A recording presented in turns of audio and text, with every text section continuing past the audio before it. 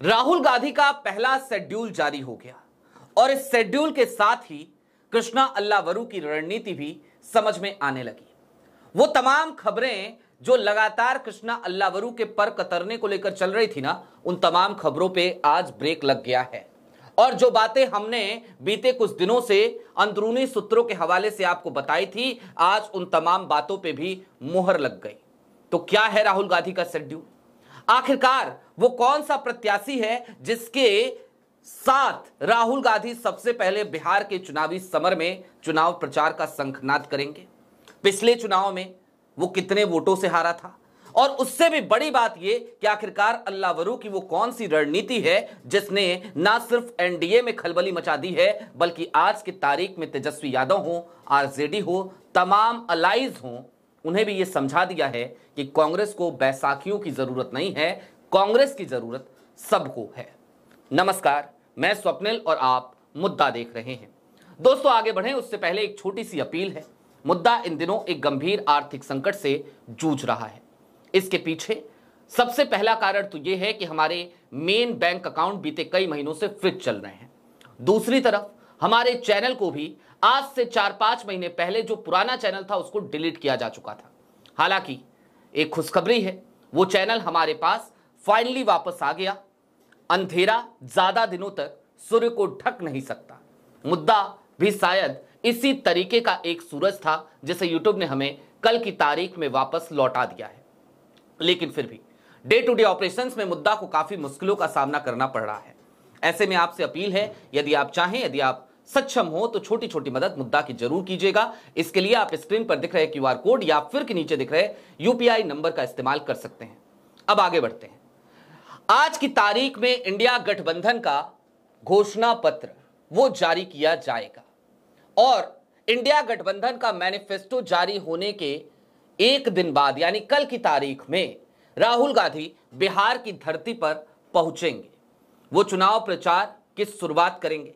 बीते कुछ दिनों से लगातार ये सवाल उठाए जा रहे थे कि आखिरकार राहुल गांधी बिहार चुनाव को लेकर निष्क्रिय क्यों हैं। हालांकि हमने आपको लगातार इस बारे में अपडेट किया था कि राहुल गांधी क्यों खामोश हैं, राहुल गांधी क्यों साइलेंट मोड में हैं, राहुल गांधी को यह सलाह किसने दी है और राहुल गांधी आखिरकार ऐसा क्यों कर रहे हैं। जाहिर सी बात है, राहुल गांधी एक क्लियर मैसेज देना चाहते थे कि देखिए, कांग्रेस अब बहुत हो गया, बहुत दिनों तक बैसाखियों के सहारे चलती रही है। कांग्रेस इस देश का एक मुख्य विपक्षी दल है, लिहाजा कांग्रेस अब पिछलग्गू बनकर नहीं चलेगी। और अब राहुल गांधी का जो शेड्यूल आया, वो शेड्यूल क्या कहता है?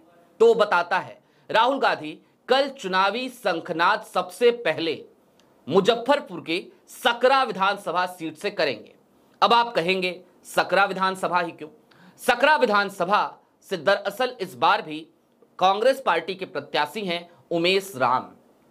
उमेश राम बीते चुनाव में यानी कि 2020 के चुनाव में महज 1537 वोटों से जनता दल यूनाइटेड के अशोक कुमार चौधरी से चुनाव हारे थे। इस बार उनके जीत की प्रबल संभावनाएं हैं। अशोक कुमार चौधरी इस बार भी जनता दल यूनाइटेड के टिकट पे मैदान में है। हालांकि उनके खिलाफ लगातार सकरा विधानसभा में एक अलग सा माहौल बन गया है। जरा सोचिए, बीते दिनों 5 अक्टूबर की तारीख थी, नीतीश कुमार का उन्हीं की विधानसभा यानी कि सकरा में जाना हुआ था और उसी वक्त पे जगह जगह किसी पॉलिटिकल पार्टी ने नहीं बल्कि वहां के आम लोगों ने, तमाम संस्थाओं ने, संगठनों ने लापता विधायक के पर्चे लगा दिए थे। बड़ी भदपिटी थी नीतीश कुमार की। हालांकि इस बार भी अशोक कुमार चौधरी बनाम उमेश राम वहां पर होगा और कांग्रेस ने उमेश राम पर एक बार फिर से भरोसा जताया है। उमेश राम लंबे समय से राजनीति में हैं, लेकिन आज की तारीख में आपको एक जानकारी और होनी चाहिए। उमेश कुमार की 2020 की एफिडेविट देखिएगा तो आपको पता चलेगा कि वो कितने ही साधारण इंसान हो सकते हैं। उमेश कुमार की कुल संपत्ति का ब्यौरा ये बताता है कि उनकी कुल संपत्ति 18 लाख रुपए है, लेकिन अगर हम लायबिलिटीज की बात करें यानी देनदारी की, तो फिर वो 12 लाख है। यानी 18 लाख में से 12 लाख को घटा दीजिए तो महज 6 लाख उमेश राम के पास महज इतने ही पैसे हैं, इतनी ही दौलत है, इतनी ही प्रॉपर्टीज हैं। उमेश राम लगातार समाज के बीच रहते हैं, कांग्रेस के प्रत्याशी हैं और राहुल गांधी ने सीधे तौर पर कांग्रेस के प्रत्याशी सकरा विधानसभा क्षेत्र से वहां से अपने चुनावी शंखनाद की शुरुआत करने का ऐलान कर दिया है। लेकिन यह ऐलान सिर्फ राहुल गांधी का ऐलान नहीं है, बल्कि यह तो कृष्णा अल्लावरू का वही मास्टर स्ट्रोक है जिसकी चर्चा आज करने की जरूरत है। उसकी तरफ चलेंगे, लेकिन उससे पहले कल की तारीख में 2 रैलियां होनी है। दोनों रैलियों की जानकारी ले लीजिए। सकरा का हमने आपको बता दिया। मुजफ्फरपुर की सकरा विधानसभा के बाद राहुल गांधी दरभंगा पहुंचेंगे और वहां पर भी एक जनसभा को संबोधित करेंगे। दरअसल दरभंगा जिले की तमाम विधानसभाओं में 2 विधानसभाएं ऐसी हैं जहां पर कांग्रेस के ही प्रत्याशी हैं। जाले की प्रत्याशी हैं ऋषि मिश्रा। इसके अलावा बेनीपुर दरभंगा की एक विधानसभा है, वहां से भी कांग्रेस के प्रत्याशी हैं मिथिलेश। अब इन 2 प्रत्याशियों के लिए भी राहुल गांधी कल चुनाव प्रचार करते हुए नजर आएंगे। हालांकि दरभंगा की रैली संयुक्त रैली होगी। संयुक्त रैली तो सकरा वाली भी होगी, मतलब वहां भी तेजस्वी यादव और राहुल गांधी एक साथ मंच पे दिखेंगे। लेकिन उसके बाद दरभंगा जब आएंगे तो दरभंगा में संयुक्त रैली होगी। महागठबंधन के तमाम प्रत्याशी वहां पर होंगे, वाम दल के प्रत्याशी होंगे दरभंगा के, उसके अलावा तेजस्वी यादव की पार्टी के प्रत्याशी होंगे, वीआईपी के भी प्रत्याशी वहां पर आपको नजर आएंगे और कांग्रेस के दोनों प्रत्याशी आपको वहां पर नजर आएंगे। लेकिन ये कौन सी रणनीति है, ये कौन सा मास्टर स्ट्रोक है? दरअसल इस बात की जो चर्चा चल रही थी कि राहुल गांधी साइलेंट पीरियड में है, वो साइलेंट मोड में है, तो वो साइलेंट मोड इसीलिए था कि सबसे पहले गठबंधन के अंदर की वो तमाम कलहें जला खत्म कर दी जाएं। जरा सा अलायंस पार्टनर को ये सीधा संदेश दे दिया जाए कि भाई देखो बहुत हो गया, अब हमें बैसाखियों की बहुत ज्यादा जरूरत नहीं है। आज की तारीख में राहुल गांधी की अपनी लोकप्रियता है और वो लोकप्रियता नेशन वाइड है। सिर्फ और सिर्फ किसी एक राज्य में यदि आपकी पार्टी रीजनल पार्टी है तो इसका मतलब ये नहीं कि वो राहुल गांधी के अस्तित्व को नकारती हुई नजर आएगी। तेजस्वी यादव की तमाम जिदों ने बहुत ज्यादा कलह तो पैदा करी ही थी। मसलन आज की तारीख में जो मैनिफेस्टो जारी हो रहा है उसे भी तेजस्वी ने अपने नाम से जारी करने का निर्णय लिया है। जाहिर सी बात है इन तमाम चीजों में अहंकार का एक पुट दिखता है। लेकिन हाँ, राहुल गांधी की रणनीति बहुत सीधी सी है, बहुत सिंपल है और यह रणनीति कृष्णा अल्लावरू की है। आज की तारीख में वो बैकडोर से काम करते हुए नजर आ रहे हैं। कोऑर्डिनेशन के लिए तमाम नेताओं को आगे कर दिया गया है और कृष्णा अल्लावरू को उन रणनीतियों पर काम करने के लिए फ्री हैंड दे दिया गया है जो रणनीतियां ना सिर्फ एनडीए की बेचैनी बढ़ाए बल्कि कांग्रेस के वजूद और कांग्रेस के अस्तित्व, कांग्रेस के स्वाभिमान और कांग्रेस के आत्मसम्मान की भी रक्षा करें। जब हम आत्मसम्मान और स्वाभिमान की बात कर रहे हैं तो बात दरअसल एनडीए की नहीं बल्कि इंडिया के भीतर कर रहे हैं। With in India alliance Congress का जो वजूद है उसको नकारने की जो कोशिशें की जाती रही, उन तमाम चीजों पर कृष्णा अल्लावरू को रोक लगाने की जिम्मेदारी दी गई है। ऐसे में कृष्णा अल्लावरू का सीधा सा मास्टर स्ट्रोक है कि हमारा सबसे ज्यादा फोकस उन 61 सीटों पर होगा और राहुल गांधी की तमाम रैलियां उन्हीं 61 सीटों के इर्द गिर्द होती हुई रहेंगी। आज की तारीख में जो पहला शेड्यूल आया जिसमें सकरा के विधानसभा क्षेत्र से राहुल गांधी चुनावी शंखनाद करने जा रहे हैं, उसने भी उन तमाम बातों पर मुहर लगा दी जो बातें हम लगातार आपसे कहते आ रहे हैं।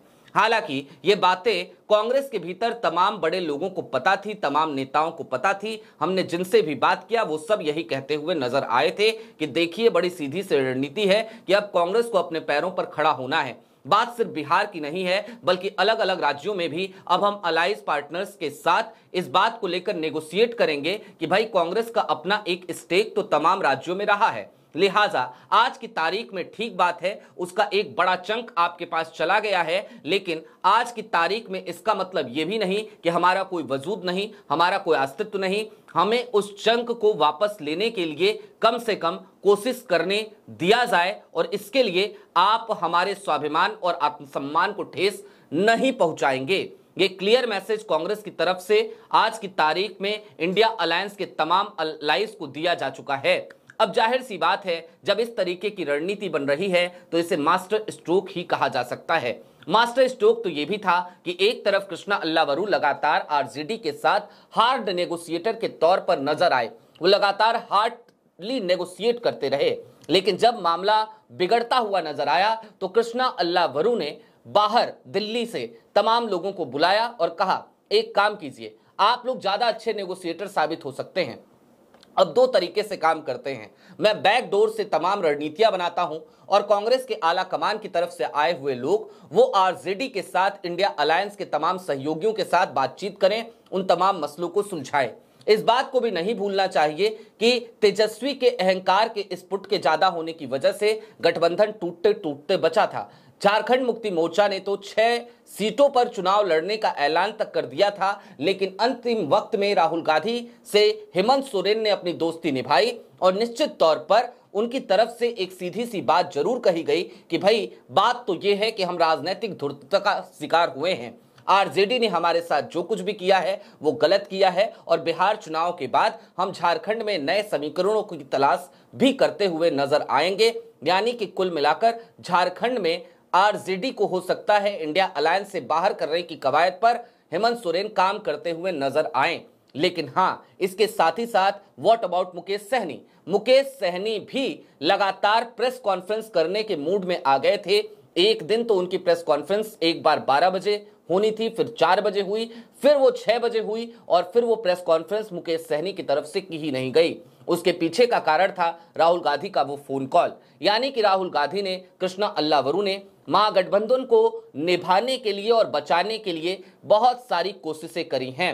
हालांकि आज की तारीख की हकीकत तो यही है कि अब राहुल गांधी बिहार के चुनाव में जब उतर रहे हैं तो निश्चित तौर पर एनडीए को भी उन तमाम सवालों का जवाब मिल जाएगा कि राहुल गांधी आज की तारीख में कहां हैं, बिहार के चुनाव से दूर क्यों हैं। दूर क्यों थे ये हमने आपको बता दिया, लेकिन हां, भारतीय जनता पार्टी का क्या, आरजेडी का तो अलग मसला है, लेकिन भाजपा हो, नीतीश कुमार हो, इन लोगों को तो यही सबसे बड़ा मुद्दा लग रहा था कि राहुल गांधी बिहार नहीं आ रहे हैं। तो उन सबको यह जवाब मिल गया कि राहुल गांधी बिहार आ रहे हैं और कृष्णा अल्लावरू के मास्टर स्ट्रोक से यह भी तय हो गया कि आरजेडी को भी एक डायरेक्ट मैसेज दिया जा चुका है कि देखिए, हम अलायंस पार्टनर जरूर हैं, लेकिन हम देश के मुख्य विपक्षी दल भी हैं, हमारा अपना एक वजूद, अपना एक अस्तित्व भी है और अब राहुल गांधी कांग्रेस को उसके पैरों पर खड़ा करने के लिए उन चुनिंदा सीटों पर ज्यादा फोकस करेंगे जो सीटें कांग्रेस के खाते में आई हैं। ये बात आज से तकरीबन 1 हफ्ते पहले हमने आपको बता दी थी।